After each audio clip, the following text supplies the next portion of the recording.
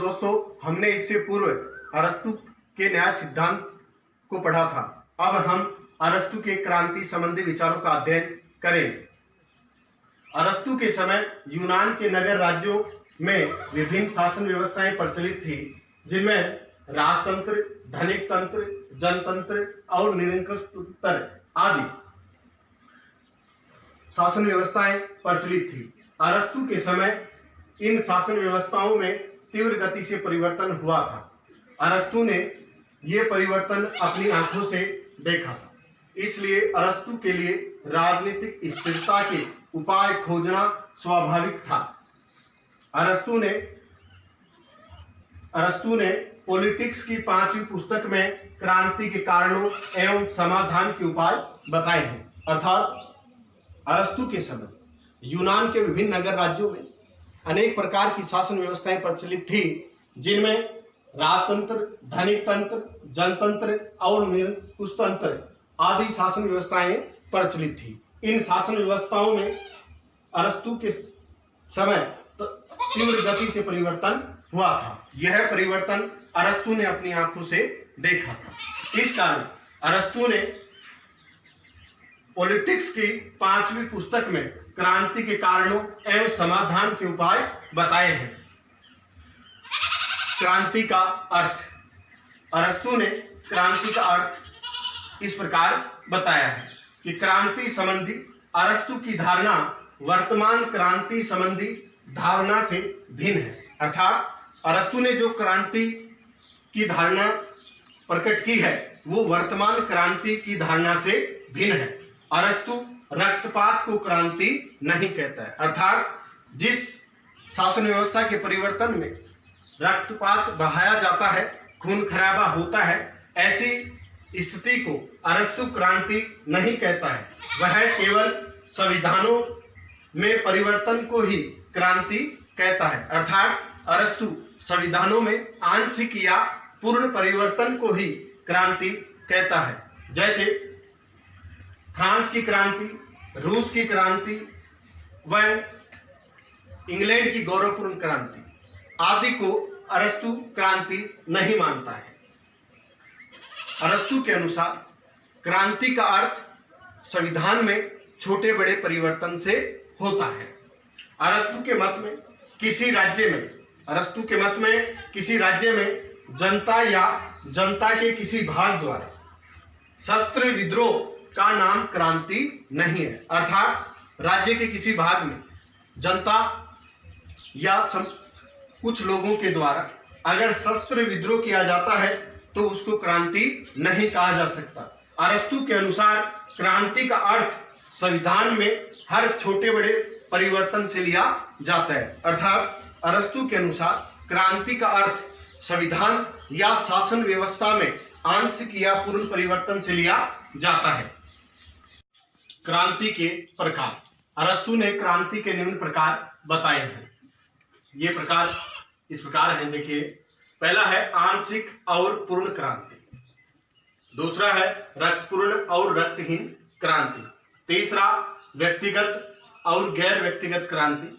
चौथी वर्ग विशेष के विरुद्ध क्रांति। और 5वां कारण है वैचारिक क्रांति। इसमें हम पहले कारण की बात करते हैं या पहले प्रकार की बात करते हैं, आंशिक और पूर्ण क्रांति। अगर संविधान के पूर्ण भाग में परिवर्तन कर दिया जाता है तो उसे पूर्ण क्रांति कहा जाता है।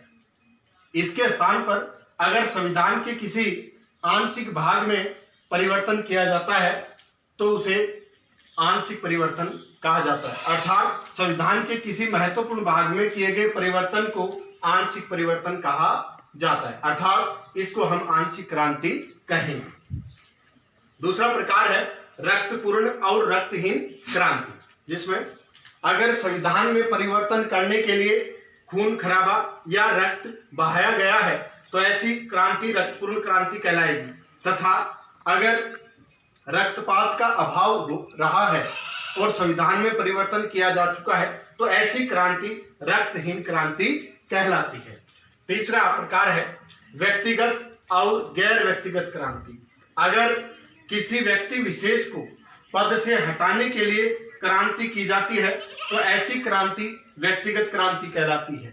अगर किसी व्यक्ति को न हटाकर शासन व्यवस्था में परिवर्तन किया जाता है तो वैसी गैर व्यक्तिगत क्रांति कहलाती है। वर्ग विशेष के विरुद्ध क्रांति, अगर धनिक वर्ग या अन्य किसी वर्ग के विरुद्ध अगर क्रांति करके उसे शासन सत्ता से हटाया जाता है तो ऐसी क्रांति वर्ग विशेष के विरुद्ध की गई क्रांति कहलाती है। अगला वैचारिक क्रांति। ये वैचारिक क्रांति किसी वक्तागण के द्वारा शब्द जाल एवं अपने जोशीले भाषणों के द्वारा जनता को क्रांति के लिए उकसाया जाता है और राज्य में क्रांति हो जाती है तो ऐसी क्रांति वैचारिक क्रांति कहलाती है। अर्थात यह क्रांति वाग्वीरों के द्वारा उत्पन्न की जाती है। वाग्वीर जोशीले भाषणों के द्वारा जनता को अपने पक्ष में कर लेते हैं तथा शासन व्यवस्था के विपक्ष में कर देते हैं। इस प्रकार जनता को उकसाकर अपने शब्द जालों के माध्यम से क्रांति करवा देते हैं। इनको वैचारिक क्रांति कहा जाता है।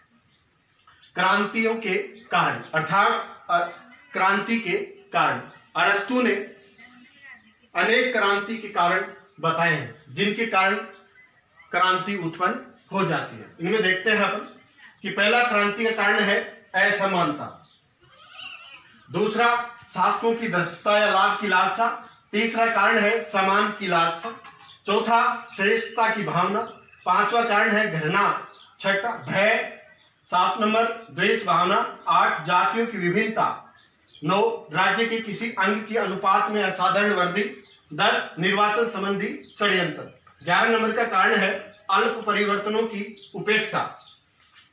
इससे अगला कारण है विदेशियों को आने की खुली छूट और 13 नंबर का कारण है पारिवारिक विवाद और इससे अगला है शासक वर्ग की असावधानी, 15 नंबर मध्यम वर्ग का अभाव और 16 नंबर है शक्ति संतुलन। आदि कारणों से भी राज्य में क्रांति हो जाती है। अर्थात अरस्तु ने पॉलिटिक्स की 5वीं पुस्तक में राज्य में उत्पन्न होने वाली क्रांतियों की विशेष विवेचना की है तथा विस्तार से क्रांति के कारणों की विवेचना भी की है। तो आइए हम प्रथम कारण की बात करते हैं, असमानता। अर्थात अरस्तु का कहना है कि राज्य में अगर असमानता उत्पन्न हो जाती है क्योंकि जनता में समान भावना होनी चाहिए। राज्य के प्रत्येक नागरिक अपने आप में समानता के पक्षधर हैं, वे समानता में विश्वास करते हैं। अगर जनता में असमानता की भावना व्याप्त हो जाती है तो ऐसी स्थिति में राज्य में क्रांति उत्पन्न हो जाती है।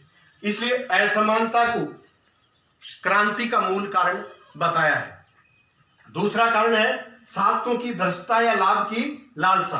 अर्थात अगर शासन व्यवस्था में शासक अगर भ्रष्ट हो जाता है और वह लाभ की लालसा रखते हुए अत्यधिक धन ऐंठने लगता है और प्रजा के हितों की उपेक्षा करने लगता है तो ऐसी स्थिति में शासक के विरुद्ध जनता क्रांति कर देती है। इस प्रकार शासकों की धृष्टता और लाभ की लालसा के कारण भी राज्य में क्रांति हो सकती है। तीसरा कारण है सम्मान की लालसा। अर्थात राज्य में प्रत्येक वर्ग सम्मान की लालसा रखता है लेकिन राजा को यह सलाह दी गई है अरस्तु के द्वारा कि अयोग्य लोगों को कभी भी सम्मान नहीं प्रदान करना चाहिए क्योंकि अयोग्य लोगों को अगर सम्मान प्रदान कर दिया जाएगा तो योग्य व्यक्ति जनता को शासक के विरुद्ध भड़काकर क्रांति करवा देंगे। इस प्रकार सभी वर्गों में या सभी लोगों में सम्मान की लालसा होती है लेकिन सम्मान उचित व्यक्ति को ही दिया जाना चाहिए। अनुचित व्यक्ति को सम्मान देने से राज्य में क्रांति उत्पन्न हो जाती है। कारण नंबर 4 है श्रेष्ठता की भावना। अर्थात प्रत्येक वर्ग में श्रेष्ठता की भावना होती है और श्रेष्ठता के लिए राजा शासक के पास जो मंत्रीगण हैं वो चाटुकारिता करते हुए घूमते हैं। उनमें से किसी अयोग्य व्यक्ति को श्रेष्ठ नहीं बनाना चाहिए क्योंकि श्रेष्ठता योग्य व्यक्तियों के पास होनी चाहिए। जब अयोग्यों को श्रेष्ठता प्राप्त हो जाती है तो योग्य व्यक्ति शासक के विरुद्ध राज्य में क्रांति उत्पन्न कर देते हैं। पांचवा कारण है घृणा। घृणा का अर्थ नफरत से लिया जाता है। घृणा के कारण भी राज्य में क्रांति उत्पन्न हो सकती है। घृणा का अर्थ यहां लिया जाता है कि शासक के अधीन जितने भी राज्य अधिकारी हैं वे अगर एक दूसरे के विरुद्ध घृणा करने लगते हैं तो इस घृणा से भी राज्य की एकता छिन्न भिन्न हो जाती है और राज्य में क्रांति उत्पन्न हो जाती है। छठा है कारण रहा है भय। भय का अर्थ डर से लिया जाता है। डर के कारण भी लोग क्रांति कर देते हैं। कुछ लोग अपराध के डर से क्रांति करते हैं, कुछ दंड के भय से क्रांति करते हैं। इस प्रकार जनता में ऐसा भय भी उत्पन्न नहीं करना चाहिए कि वे लोग क्रांति करने के लिए उद्यत हो जाएं, क्योंकि भय क्रांति का एक मुख्य कारण है, क्योंकि लोग डरते हुए भी क्रांति कर सकते हैं या दंड के भय से भी क्रांति कर सकते हैं। सातवां कारण है द्वेष भावना, अर्थात राज्याधीन जो भी अधिकारी है उनमें द्वेषता की भावना उत्पन्न होने के कारण भी या ईर्ष्या की भावना उत्पन्न होने के कारण भी राज्य में क्रांति उत्पन्न हो सकती है, क्योंकि राज्याधीन जितने भी कर्मचारी या अधिकारी कार्य करते हैं वे आपस में एक दूसरे से द्वेषता रखने लगते हैं तो बुराई करते रहते हैं। इस कारण भी राज्य में द्वेषता के कारण या क्रांति उत्पन्न हो जाती है।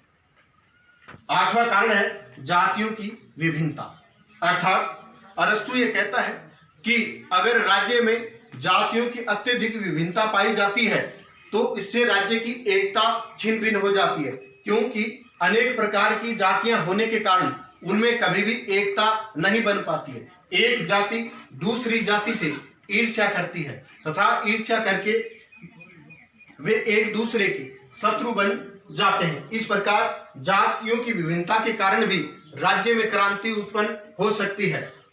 नौवां कारण है राज्य के किसी अंग की अनुपात में असाधारण वृद्धि, अर्थात अरस्तु ने कहा है कि राज्य के अंग हैं जैसे अमीर वर्ग, गरीब वर्ग व शासक वर्ग आदि राज्य के अंग होते हैं। ऐसी स्थिति में मान लीजिए राज्य में गरीबों की संख्या अत्यधिक बढ़ जाती है। गरीबों की संख्या बढ़ने के कारण गरीब लोग इकट्ठे होकर के अमीरों के विरुद्ध क्रांति कर देते हैं। इस प्रकार राजा को राज्य के किसी भी अंग की अत्यधिक वृद्धि नहीं होनी देनी चाहिए, क्योंकि असाधारण वृद्धि से भी राज्य में क्रांति उत्पन्न हो जाती है। अगला कारण है निर्वाचन संबंधी षड्यंत्र। कई बार राज्य में निर्वाचन संबंधी षड्यंत्र रचे जाते हैं। इन षड्यंत्रों से राज्य में एक बड़ा विस्फोट उत्पन्न होता है और राज्य में क्रांति उत्पन्न हो जाती है। अतः निर्वाचन संबंधी षड्यंत्रों के कारण भी राज्य में क्रांति हो जाती है। अगला कारण है अल्प परिवर्तनों की उपेक्षा। राज्य में कई बार छोटे मोटे परिवर्तन होते हैं, शासक के द्वारा इन परिवर्तनों की उपेक्षा की जाती है और आने वाले समय में यही परिवर्तन एक बहुत बड़ी क्रांति को जन्म दे देते हैं। इस कारण अल्प परिवर्तनों की उपेक्षा भी राज्य में एक क्रांति को जन्म देने वाला कारण है। अगला कारण है विदेशियों को आने की खुली छूट, अर्थात राज्य की स्थापना के समय शासक के द्वारा विदेशियों को अपने राज्य में बसने की छूट दे दी जाती है, लेकिन निरंतर विदेशियों के आने से विदेशियों की संख्या उस राज्य में मूल निवासियों से अधिक हो जाती है और इस कारण ये विदेशी कभी ना कभी अपने शासक और राज्य के विरुद्ध क्रांति कर देते हैं। अगला कारण है पारिवारिक विवाद। राज्य में पारिवारिक विवाद उत्पन्न होने के कारण भी क्रांति उत्पन्न हो जाती है, जिसमें कलह और विवाद संबंधी घटनाएं भी होती हैं, जिनको शूद्र घटनाएं भी कहा जाती हैं। जैसे दो राजकुमार अगर एक ही युवती से विवाह करना चाहें तो ऐसी स्थिति में राज्य में क्रांति उत्पन्न हो जाती है। इसका अगला कारण है शासक वर्ग की असावधानी, अर्थात शासक वर्ग की असावधानी के कारण भी कई बार राज्य में क्रांति उत्पन्न हो जाती है। अतः ये भी एक क्रांति का मुख्य कारण है। अगला है मध्यम वर्ग का अभाव। अरस्तु अपने राजनीतिक सिद्धांत में कहा है कि राज्य में मध्यम वर्ग का बड़ा महत्व होता है। अगर राज्य में दो ही वर्ग होते हैं तो ऐसी स्थिति में ये दोनों वर्ग एक दूसरे के विरुद्ध शत्रु रूपता प्रदान कर लेते हैं। एक वर्ग दूसरे वर्ग से द्वेषता रखता है ऐसी स्थिति में जब राज्य में मध्यम वर्ग का अभाव होता है तो क्रांति उत्पन्न हो जाती है, क्योंकि मध्यम वर्ग दोनों उच्च वर्ग और निम्न वर्ग दोनों को जोड़े रखता है, अर्थात उच्च वर्ग और निम्न वर्ग के मध्य की कड़ी के रूप में कार्य करता है। अगला कारण है शक्ति संतुलन, अर्थात कई बार शक्ति संतुलन उत्पन्न होने के कारण भी राज्य में क्रांति उत्पन्न हो जाती है। जैसे एक दुर्बल वर्ग शक्तिशाली वर्ग के विरुद्ध क्रांति जब तक नहीं करेगा तब तक वह कमजोर रहेगा, अर्थात उनकी शक्ति में अंतर अधिक रहता है, तब तक एक कमजोर व्यक्ति शक्तिशाली व्यक्ति के विरुद्ध क्रांति नहीं करता है। लेकिन अगर दुर्बल वर्ग को यह पता चल जाता है कि हमारी शक्ति प्रबल वर्ग के समान है, तो ऐसी स्थिति में दुर्बल वर्ग तुरंत प्रबल वर्ग के विरुद्ध क्रांति कर देता है, अर्थात जब उच्च वर्ग और निम्न वर्ग अर्थात शासक और श्रमिक वर्ग, मान लीजिए सामान्य जनता, इनकी शक्ति बराबर होते ही राज्य में क्रांति उत्पन्न हो जाती है। इस प्रकार राज्य में शक्ति संतुलन उत्पन्न होते ही राज्य में क्रांति उत्पन्न हो जाती है। इस प्रकार शक्ति संतुलन भी राज्य में क्रांति का सबसे बड़ा कारण है। विभिन्न शासन प्रणालियों में क्रांति, अरस्तु ने यह भी बताया है कि विभिन्न प्रकार की शासन प्रणालियों में भी क्रांति उत्पन्न हो जाती है। तो आइए हम विभिन्न शासन प्रणालियों के बारे में बात करते हैं। तो एक तंत्र में क्रांति, एक तंत्र में क्रांति का कारण है, एक तंत्र का अर्थ है कि एक ही व्यक्ति का शासन, तो एक ही व्यक्ति का शासन राजतंत्र एवं निरंकुश तंत्र में पाया जाता है। राजतंत्र में क्रांति पारिवारिक कलह, द्वेषता, घृणा और जनता पर अत्यधिक अत्याचार करने के कारण जनता राजा के विरुद्ध क्रांति कर देती है। दूसरा है कुलीन तंत्र में क्रांति। कुलीन तंत्र एक ऐसी शासन प्रणाली है कि उसमें कुछ लोग शासन कार्य में भाग लेते हैं, अर्थात शासन करने वाले लोगों की संख्या सीमित होती है। ऐसी स्थिति में संख्या सीमित होने के कारण ये लोग एक दूसरे के साथ भेदभाव या द्वेषता रखने लगते हैं और जनता के साथ धृष्टता का व्यवहार अपनाते हैं। इस प्रकार कुलीन तंत्र में शासक की धृष्टता के कारण ही राज्य में क्रांति उत्पन्न हो जाती है। जनतंत्र अगला है, जनतंत्र में क्रांति या प्रजातंत्र में क्रांति। अरस्तु ने कहा है कि प्रजातंत्र में क्रांति वाघ वीरों के कारण होती है। प्रजातंत्र में क्रांति वाघ वीरों के कारण होती है। ये वाघ वीर जोशीले भाषण देकर के जनता को अपने पक्ष में कर लेते हैं तथा जनता को बड़े बड़े सपने दिखाते हैं और जनता का अपार समर्थन प्राप्त कर लेते हैं। इस प्रकार प्रजातंत्र में भी क्रांति उत्पन्न हो जाती है। तो प्रजातंत्र में क्रांति का कारण है वाघ वीर।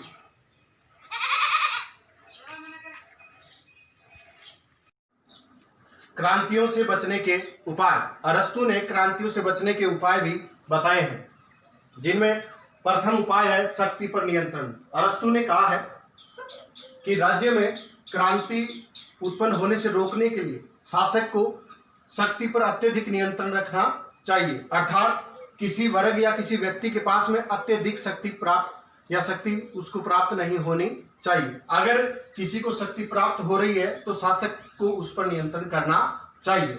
इस प्रकार शक्ति पर नियंत्रण कर शासक क्रांति से बच सकता है। दूसरा उपाय है जनता में संविधान के प्रति आस्था बनाए रखे। अरस्तु ने शासक को परामर्श दिया है कि जनता का संविधान के प्रति आस्था बनी रहे तो जनता का संविधान में विश्वास बना रहे। जब तक जनता का संविधान में विश्वास रहेगा तब तक जनता शासक के विरुद्ध क्रांति नहीं करेगी। इसलिए राजा को सदैव यह ध्यान रखना चाहिए कि जनता का विश्वास कहीं शासक और संविधान पर से उठ तो नहीं गया है। तीसरा उपाय बताया है सम्मान पदों का न्यायपूर्ण वितरण। अरस्तु ने राजा को परामर्श दिया है कि अनुचित व्यक्ति को सम्मान और अनुचित व्यक्ति को किसी पद पर आसीन नहीं करना चाहिए, अर्थात सम्मान और पदों का न्यायपूर्ण वितरण करना चाहिए, जिससे जनता में शासक के विरुद्ध ईर्ष्या और द्वेषता की भावना उत्पन्न न हो और न ही जनता में असंतुष्टता की भावना उत्पन्न हो। अगला कारण है राज्य को परिवर्तनों के प्रारंभ से बचाना। अर्थात अगला उपाय है कि राज्य को परिवर्तनों के प्रारंभ से बचाना। राजा को सदैव ध्यान रखना चाहिए कि राज्य में या किसी वर्ग विशेष में कोई परिवर्तन तो नहीं हो रहा है। अर्थात परिवर्तनों के प्रारंभ पर राजा को सख्त नजर रखनी चाहिए तथा ऐसे परिवर्तनों को कठोरता पूर्वक दबा देना चाहिए। ऐसा करके राजा क्रांति से बच सकता है। अगला उपाय है आर्थिक असमानता कम करना। अरस्तु क्रांति के उपायों में अपने राजा को सलाह देता है कि वह राज्य में आर्थिक असमानता को कम करे, क्योंकि राज्य में एक वर्ग अत्यधिक अमीर न हो और एक वर्ग निर्धन न हो। अगर इनमें अत्यधिक अंतर होगा तो अमीर लोग गरीब लोगों के साथ अत्याचार करेंगे तथा अमीर गरीबों का खरीदने का प्रयास करेंगे तथा गरीब बिकने से अपने आप को नहीं बचा सकेंगे। ऐसी स्थिति में दो वर्गों के बीच द्वेषता उत्पन्न हो जाती है और राज्य में क्रांति उत्पन्न हो जाती है। इसलिए राजा को आर्थिक असमानता को कम करने का प्रयास करना चाहिए, अर्थात आर्थिक असमानता को बढ़ने नहीं देना चाहिए। अगला उपाय है धनोपार्जन की भावना का दमन। धनोपार्जन की भावना का दमन से अभिप्राय है कि अरस्तु ने कहा है कि शासक वर्ग के सभी लोग धन कमाने के लिए कार्य न करें, राज्य हित में कार्य करें। अगर शासक वर्ग के लोग धनोपार्जन का कार्य करने लगेंगे तो जनता उनसे असंतुष्ट हो जाती है और शासक वर्ग के विरुद्ध क्रांति कर देती है, क्योंकि धनोपार्जन की एक ऐसी प्रक्रिया है कि एक व्यक्ति धन प्राप्त करता है तो कईयों से धन छीनना पड़ता है। इसलिए जिनको धन प्राप्त नहीं हुआ है वे शासक और शासन व्यवस्था के प्रति असंतुष्ट हो जाते हैं। इस प्रकार धनोपार्जन की भावना को का दमन कर राजा क्रांति से बच सकता है। अगला उपाय है विदेशियों को बड़े पदों पर नियुक्त नहीं करना। अरस्तु ने अपने शासक को सलाह दी है कि विदेशी नागरिकों को कभी भी राज्य में बड़े पदों पर नियुक्ति नहीं देनी चाहिए, क्योंकि विदेशी नागरिक को बड़े पदों पर नियुक्ति देने से राज्य के जो मूल निवासी हैं उनमें असंतुष्टता की भावना उत्पन्न हो जाती है और वे राज्य के विरुद्ध क्रांति कर देते हैं। इस प्रकार राजा को क्रांति से बचने के लिए विदेशियों को बड़े पदों पर नियुक्त नहीं करना चाहिए। अगला उपाय है मध्यम वर्ग की उपस्थिति। अरस्तु ने अपने राज्य में मध्यम वर्ग की उपस्थिति को आवश्यक बताया है। उसने कहा है कि उच्च वर्ग और निम्न वर्ग को जोड़ने के लिए एक मध्यम वर्ग एक सेतु की तरह कार्य करता है। राज्य में जब तक मध्यम वर्ग रहेगा तब तक उच्च वर्ग और निम्न वर्ग के बीच द्वेषता उत्पन्न नहीं होगी, क्योंकि मध्यम वर्ग दोनों वर्गों को आपस में जोड़े रखता है। जब तक मध्यम वर्ग रहेगा राज्य में क्रांति उत्पन्न नहीं होगी। इसलिए राजा को सदैव मध्यम वर्ग की स्थिति बनाए रखनी चाहिए। अगला उपाय है संविधान के प्रति आस्था का विकास। इससे संबंध अर्थात राजा को ऐसे कार्य करने चाहिए जैसे धार्मिक कार्य करना, अपनी संस्कृति के अनुकूल कार्य करना या जनता की अभिरुचि के अनुसार कार्य करने से भी राजा क्रांति से बच सकता है। अरस्तु ने यह भी कहा है कि राजा धार्मिक होने का नाटक रचकर भी जनता की सहानुभूति प्राप्त कर सकता है, अर्थात वह संविधान के प्रति जनता को अभिप्रेरित बना सकता है। इस प्रकार वह क्रांति से बच सकता है। अगला उपाय है विरोधी गुटों का दमन। अरस्तु ने अपने राजा को सलाह दी है कि राज्य में उत्पन्न होने वाले विरोधी गुटों को शक्ति पूर्वक दबा देना चाहिए, अन्यथा ये विरोधी गुट शक्तिशाली होकर आने वाले समय में राजा के विरुद्ध क्रांति कर देते हैं। अतः राजा को विरोधी गुटों पर सख्त नजर रखनी चाहिए। अगला उपाय है अयोग्य व्यक्तियों को सम्मान या पद प्रदान नहीं करना। अर्थात कई बार अनुचित व्यक्तियों को शासक भाई भतीजावाद के चलते सम्मान प्रदान कर देते हैं तथा उनको उच्च पदों पर नियुक्त कर देते हैं। ऐसी स्थिति में भी योग्य व्यक्तियों के बीच एक अच्छा संदेश नहीं जाता है और वो योग्य व्यक्ति शासक के विरुद्ध क्रांति कर देते हैं।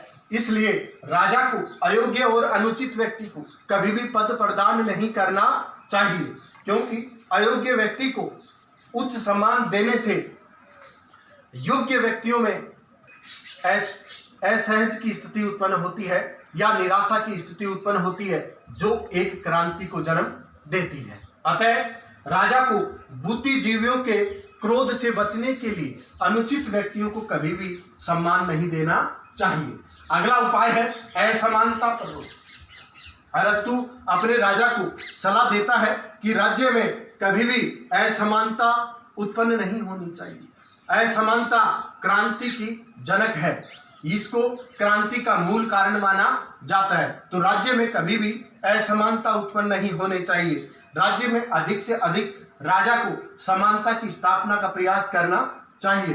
तो दोस्तों, अरस्तु के जितने भी क्रांति के उपाय और क्रांति के कारण बताए हैं, वे आज की शासन व्यवस्थाओं में भी सार्थक सिद्ध होते हैं। अगर इन तथ्यों के अनुरूप शासक अगर कार्य नहीं करता है तो उसके शासन का तुरंत पतन हो जाता है, जनता उसके विरुद्ध क्रांति कर देती है।